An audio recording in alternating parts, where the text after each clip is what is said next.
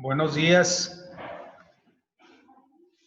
Por favor, enciendan sus micrófonos.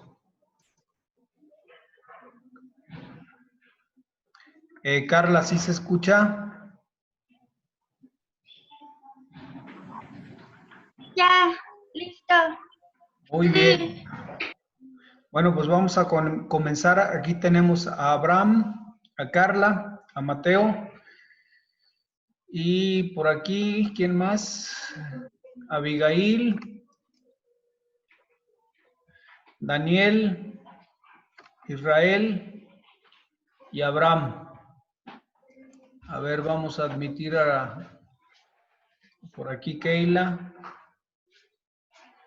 Daniel. A ver, América está por conectarse.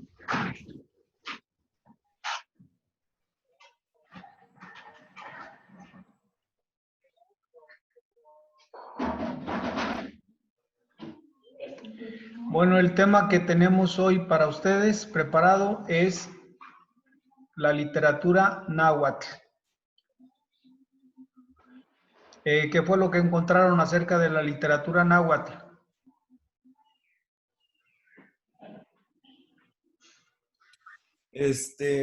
Bueno, pues primero que nada que la lengua náhuatl era la lengua principal de los que vivían en el Valle de México, y todas las obras que escribían sobre los sucesos que estaban pasando, algún ritual que escribían, cualquier cosa que apuntaban, se consideraba literatura náhuatl. También historias pueden ser consideradas como literatura náhuatl. ¿Por qué es importante la literatura náhuatl?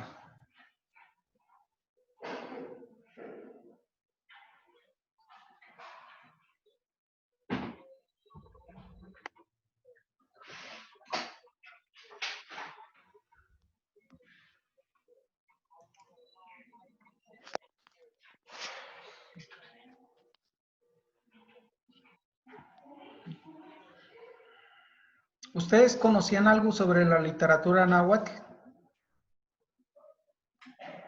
No. No.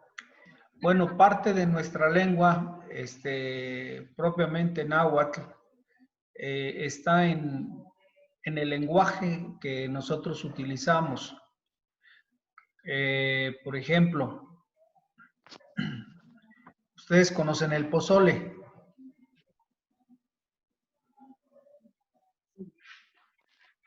Sí. ¿Qué es el pozole?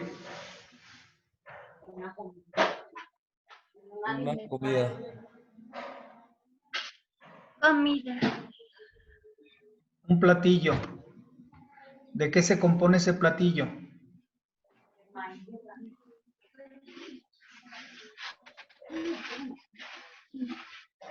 A ver, Carla, ¿de qué se compone el pozole?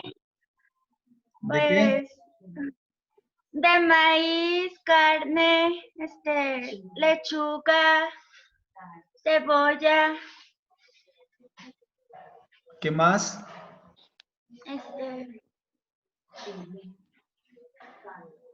salsa, tostadas, aguacate.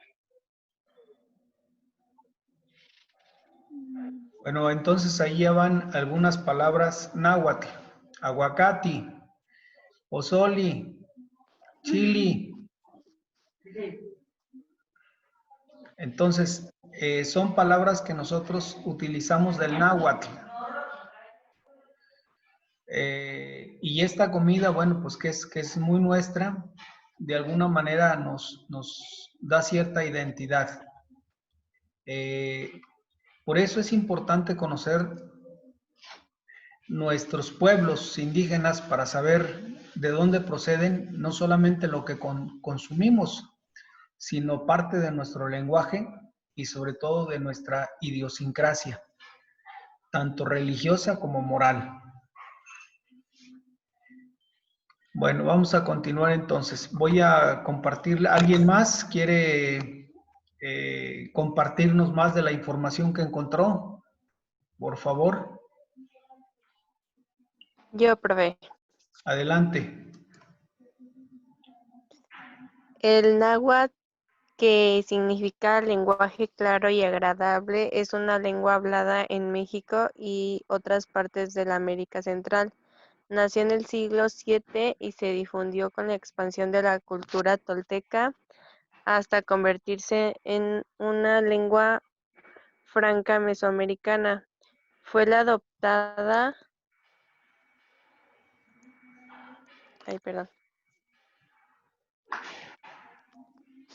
fue la adoptada por el Imperio Azteca y Mexica y por eso se le conoce como lengua mexicana. Hoy en día es hablada por aproximadamente 1,5 millones de mexicanos, que en su mayor parte son bilingües y también hablan el español. Sus características son géneros literarios limitados, tradición oral, apoyo en escritura y temas de las obras.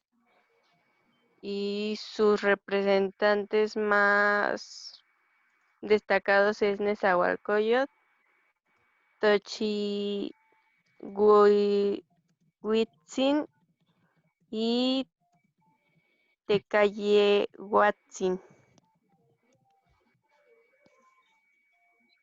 Muy bien. Bueno, pues yo les preparé una presentación. Nuestro objetivo de hoy es conocer la literatura náhuatl como un medio facilitador para conocer algunos de nuestros antecedentes históricos y sobre todo idiosincrásicos. Es decir, por qué pensamos como pensamos, por qué actuamos como actuamos.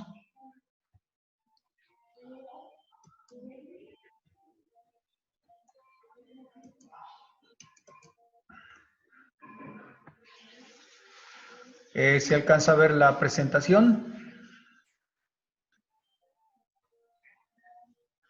Sí, profe. Bueno, vamos a comenzar entonces. Propiamente este es uno de las imágenes más significativas. Acuérdense que la imagen juega mucho con la comunicación de los pueblos. De ahí que la televisión hoy en día diga que una imagen dice más que 1000 palabras. Y esto refiriéndose a que son gráficos los que transmiten una comunicación no verbal.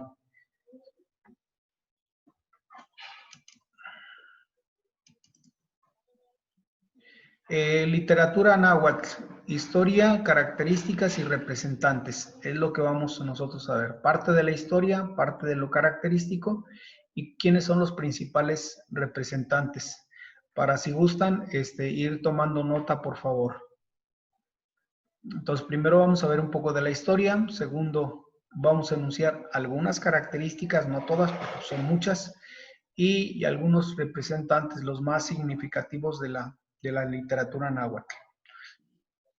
¿Algún lector, por favor?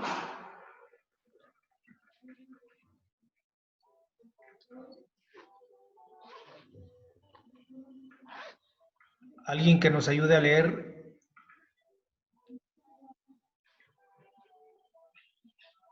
Profe, no se ve Yo la sí puedo ver, imagen. profesor. ¿No se ve la imagen? Yo no veo la imagen. No, ¿Ninguno la ve? no. Yo sí Es puedo que, verla, Yo profesor. sí. es que me aparece un cuadro que dice SOM en blanco. SOM. A ver, ¿ya se ve? Ay, Sí, profe. se vio poquito, pero ya no. A ver, por ahí yo creo que es su pantalla porque todos pueden verla. Sí, profe. Profe. Bueno, Carla, entonces vaya tomando nota, por favor. No sé qué, si está fallando su imagen o ya alcanzó a verla. No, todavía no. Se vio poquito, pero se quitó. Sí se vio, pero se quitó.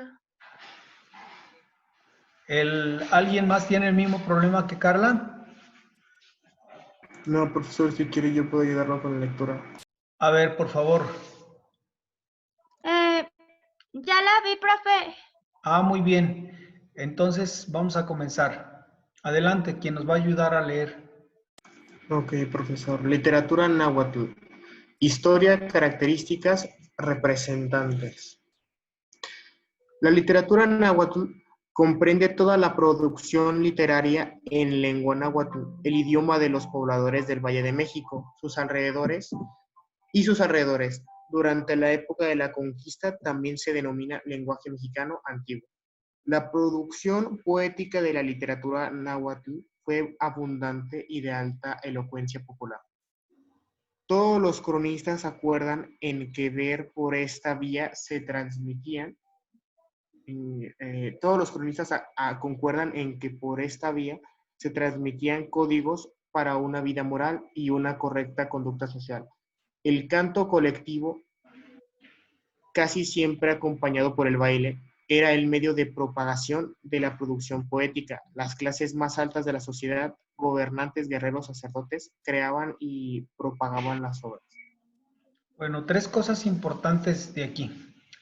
Acuérdense que los primeros cronistas mexicanos, o los cronistas más bien de esta literatura, son religiosos. Dentro de las 3 órdenes religiosas que llegaron a México en la época de la colonia, tenemos a los franciscanos, tenemos a los jesuitas y tenemos a los padres dominicos. Entonces, de alguna manera, esto va a permitir cierta fusión religiosa. Segundo, las características de esta literatura van a ser de tipo moral y religioso, propiamente. Religioso no porque los religiosos venidos de Europa hayan establecido esto, sino porque había un consenso entre la sociedad náhuatl sobre lo religioso. Es decir, lo religioso siempre ha sido importante para la sociedad náhuatl. Y lo fue. La parte moral, nosotros llamaríamos la parte cívica. Sin embargo, bueno, pues la moral, porque la moral pues habla de todo lo que son las costumbres de un pueblo. Y tercero, aquí vemos por primera vez la jerarquía que todas las comunidades europeas y desde los griegos, bueno, pues ya tenían como base para una sociedad compuesta por gobernantes, guerreros y sacerdotes. Entonces, son 3 cosas las que coinciden con los pueblos generalmente europeos. Digo que son los cuales van a venir a conquistarnos. ¿Alguna duda hasta aquí? No, profe. Y una última también enfatizo yo, es la lengua mexicana. ¿Cuál es la lengua mexicana? Bueno, pues la lengua mexicana es toda aquella que hace alusión a términos que quizá ya no se utilizan con la misma fonética, pero que de alguna manera los seguimos utilizando.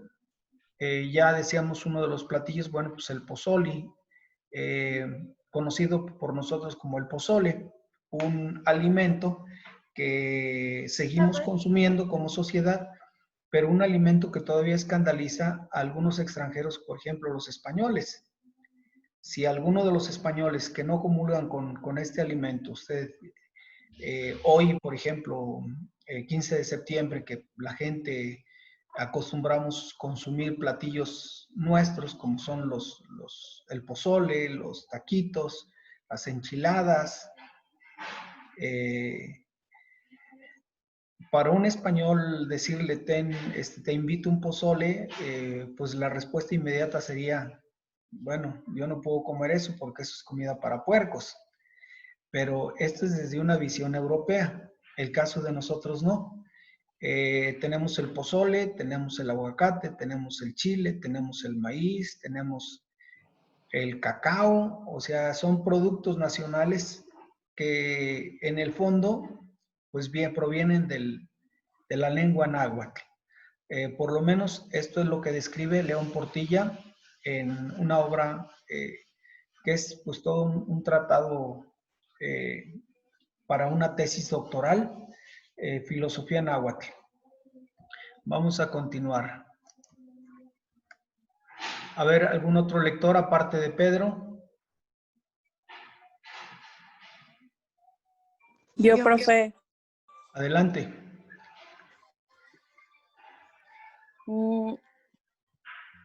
Esta abundante producción desapareció en su mayor parte de la llegada de los españoles.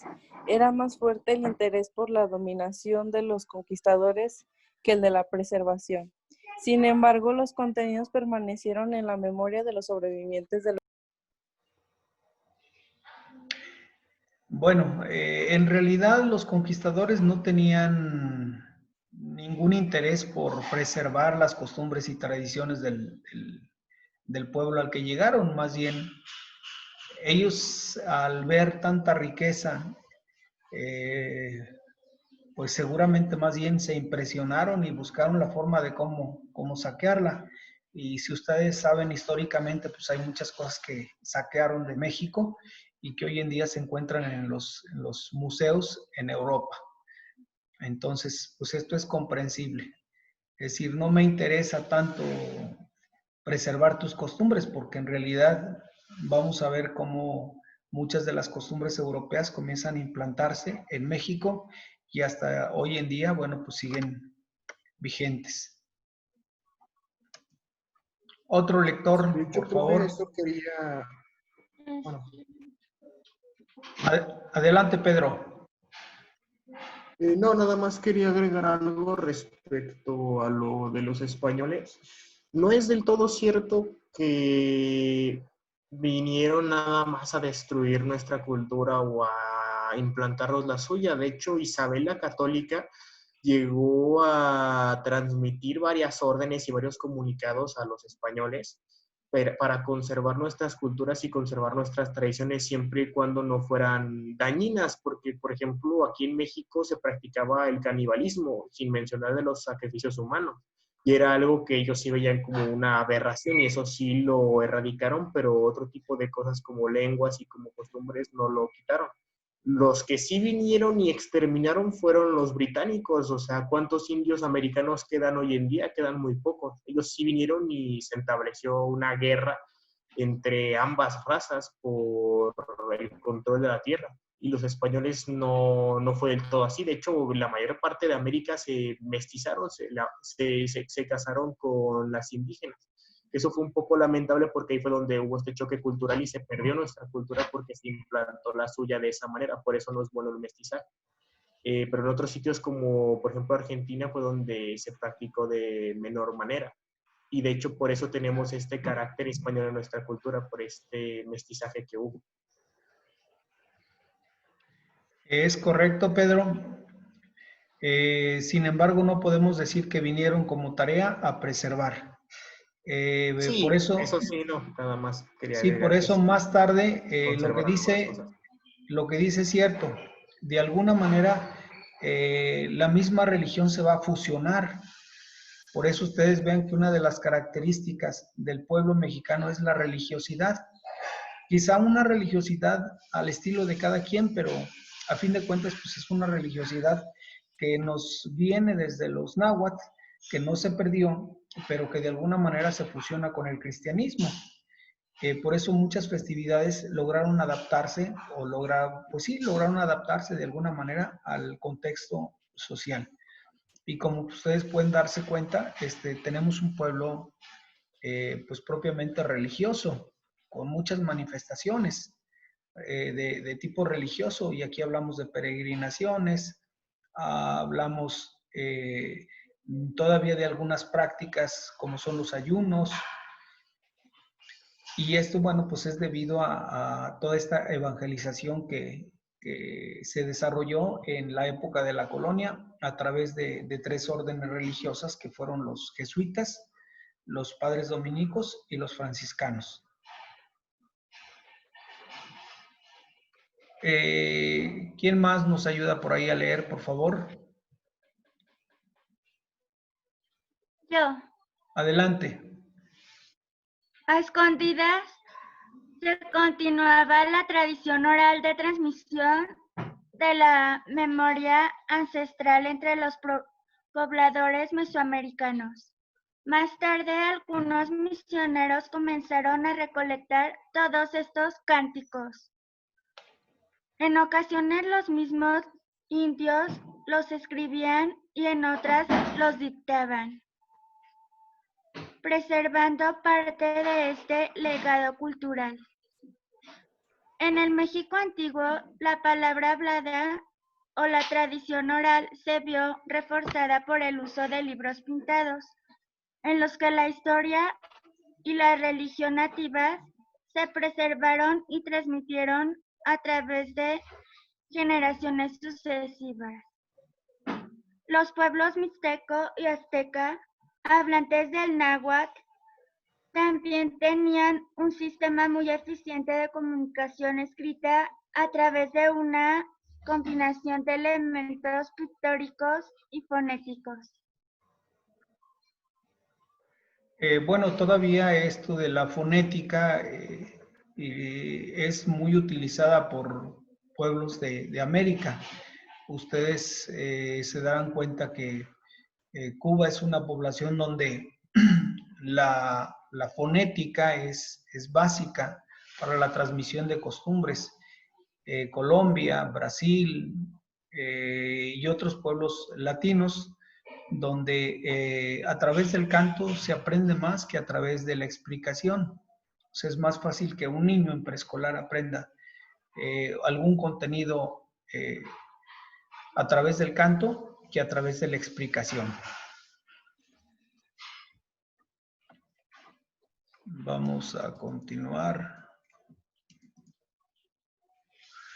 ¿Dónde se encontraban esta comunidad o dónde se desarrolló esta comunidad náhuatl? Bueno, tenemos regiones como el Estado de México, y el Estado de México, bueno, pues hablar de una región muy, muy extensa. No estamos hablando del Distrito Federal, estamos hablando del Estado de México. Puebla, que es otro de los estados muy extensos. Guerrero. Guerrero no solamente tiene extensión territorial, sino sobre todo, bueno, pues la pobreza en la zona de Tlapa, Tlacuapa, Chilapa, Ayotzinapa, pues son zonas muy pobres de México. Veracruz, Oaxaca, Durango, Morelos, Distrito Federal, Tlaxcala, San Luis Potosí, Michoacán, Jalisco, Nayarit y algunos otros lugares.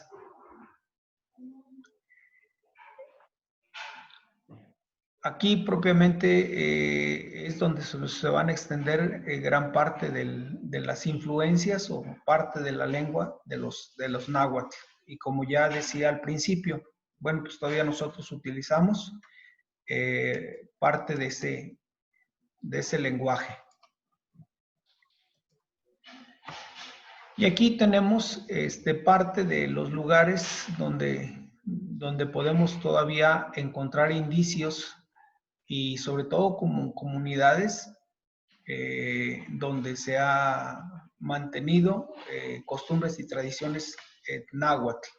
Dentro de estas poblaciones tenemos en Oaxaca, por ejemplo, a los triquis, a los tzotziles, sobre todo a los mixtecos,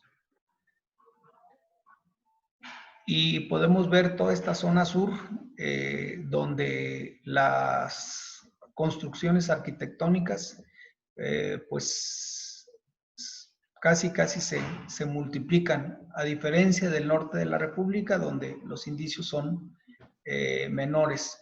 ¿Alguien de ustedes conoce algún lugar de estos?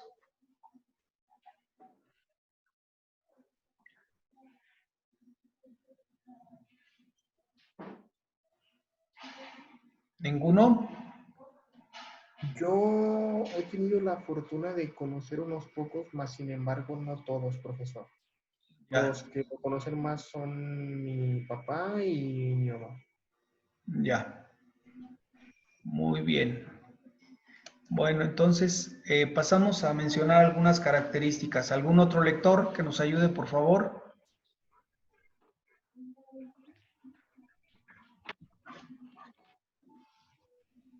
Yo, maestro. A ver, adelante, Nereida. Géneros literarios limitados. De su tradición prehispánica se pueden diferenciar dos tipos principales de géneros literarios: los Cuicuatl y los Tlahtoli. El primer término traduce canto, poema e himno. Por otro lado, el vocablo Tlahtoli significa palabra, relato o discurso. Tradi- Tradición oral. Como todas las culturas prehispánicas, en sus inicios las literaturas náhuatl era de tran- transmisión oral, así pues, tanto la métrica como el ritmo usado de las composiciones se construían para facilitar la memorización. Bueno, si ustedes se dan cuenta, esa característica todavía se acostumbra mucho. La tradición oral, nuestros padres todavía pues, nos han transmitido muchas cosas a través del lenguaje. Y esto gracias a las tradiciones que se mantienen todavía en nuestras familias. ¿Alguna tradición que quieran destacar ustedes que todavía se mantiene de generación en generación?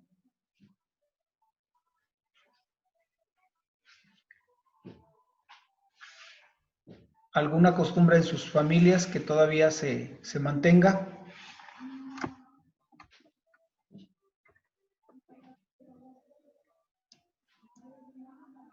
Perdón, profesor, no lo escuché, es que tuve un pequeño problema ahorita con el internet.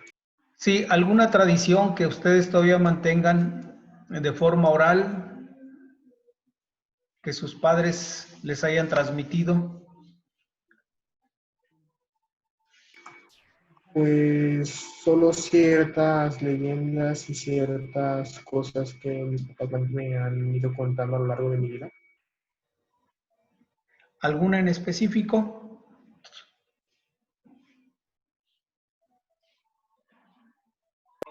La de Día de Muertos. ¿Todavía ustedes acostumbran rendir culto a los muertos? Sí, ponemos un altar. Es correcto. Pues es una de las tradiciones que todavía se acostumbran. La religiosidad, pues creo que es otra de las que todavía se mantienen en el pueblo Así es. mexicano. Las fiestas patrias es otra de las costumbres también que nos ha sido transmitida de forma oral. Muy bien, vamos a continuar. Siguiente característica, alguien más, por ahí Daniel, América, Michelle, que nos ayuden por favor alguno de ellos.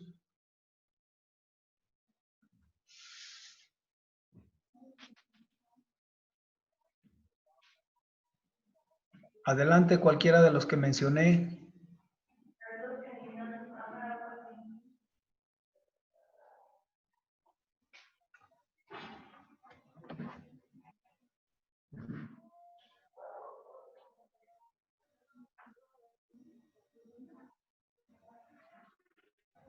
Adelante, ninguno.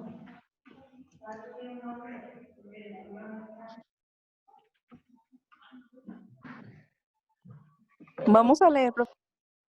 Sí, por favor.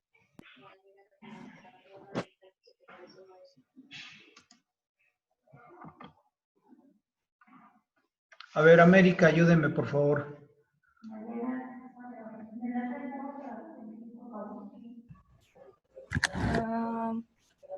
Apoyo en la escritura, en alguien, sí, casi no se alcanza a ver muy bien, está borroso, Está borroso. sí. A ver, Michelle.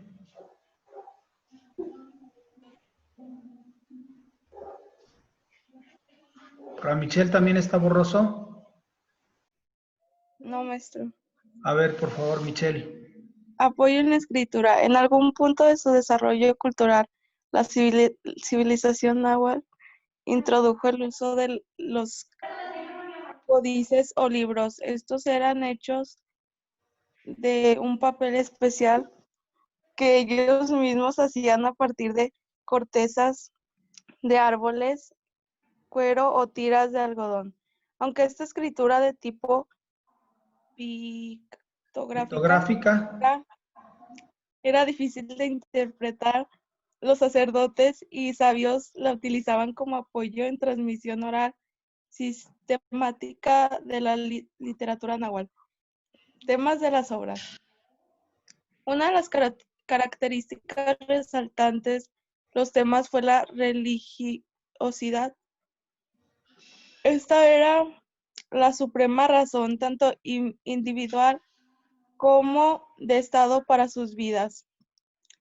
Ellos se sentían como el pueblo elegido por sus dioses para rendirles cultos. Así pues, subordinaban esta religiosidad al resto de los temas. En sus poemas épicos alababan las victorias de sus dioses y en sus impartían conocimientos y normas morales para vivir según las leyes divinas. Asimismo, creían que la muerte honrosa en batalla era bien vista por sus divinidades. También creían que la existencia de su vida futura luego de la muerte. Estas dos ideas eran temas repetitivos en su producción artística. Muy bien. A ver, aquí tenemos a Abraham. ¿Nos ayuda con el siguiente texto? Vamos con algunos Sí. representantes. Representantes y obras destacadas. Nezahualcóyotl, 1402 a 1472. Este gran Tlamatinime, sabio de Texcoco, era reconocido por su pueblo por la cantidad de sus obras arquitectónicas construidas durante su mandato y por el cuerpo de leyes e instituciones del Estado que dejó como legado. Entre los poemas que se atribuyen a Nezahualcóyotl se puede citar In Chololitztli, El vuelo, Mazán, Moquetzacán, Levántate, Nitlacoya, Estoy triste, Sopán, Cuicatl, Canción de la primavera, Ye Nonocuiltonahua, Yo soy rico, San Ye Juan el Solo, Son Ahuillacán se alegre. Muy bien. A ver, algunas otras obras más. Por aquí Lilian. Adelante Lilian, por favor. Sí, profe. La siguiente obra.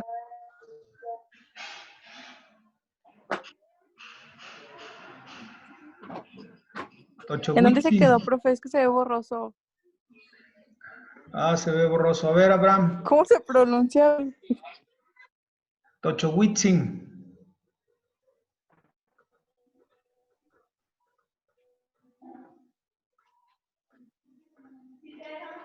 A ver, no se preocupe, deletréelo.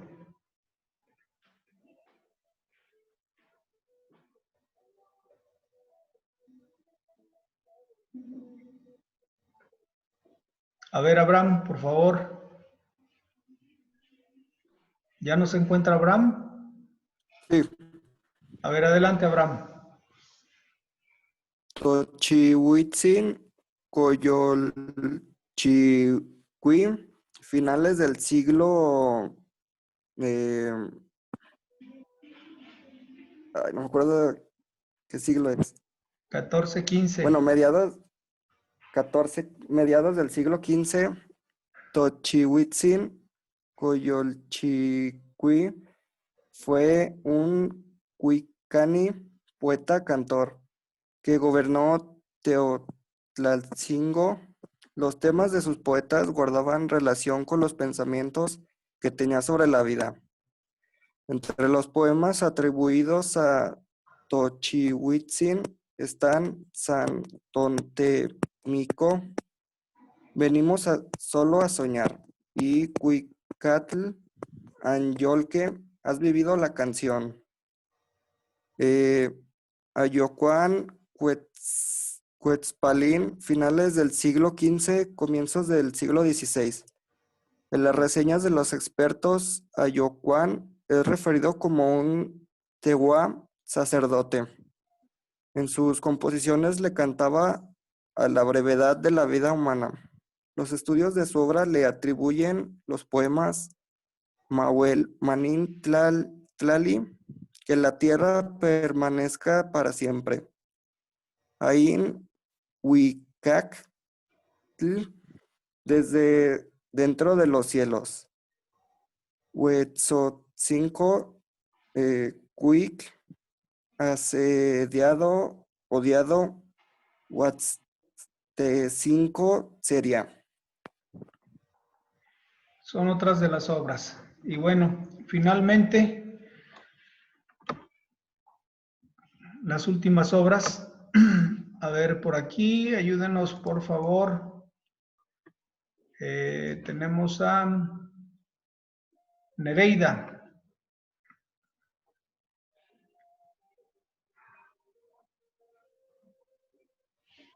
Nereida, ¿sí tiene micrófono? Sí. Adelante, Nereida, por favor. Las últimas. O la última.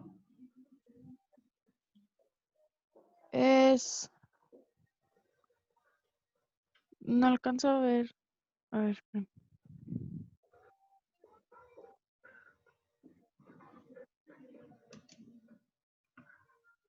¿Ya alcanza a ver?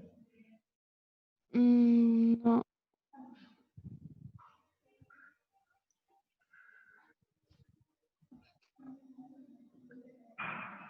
¿No se alcanza a ver?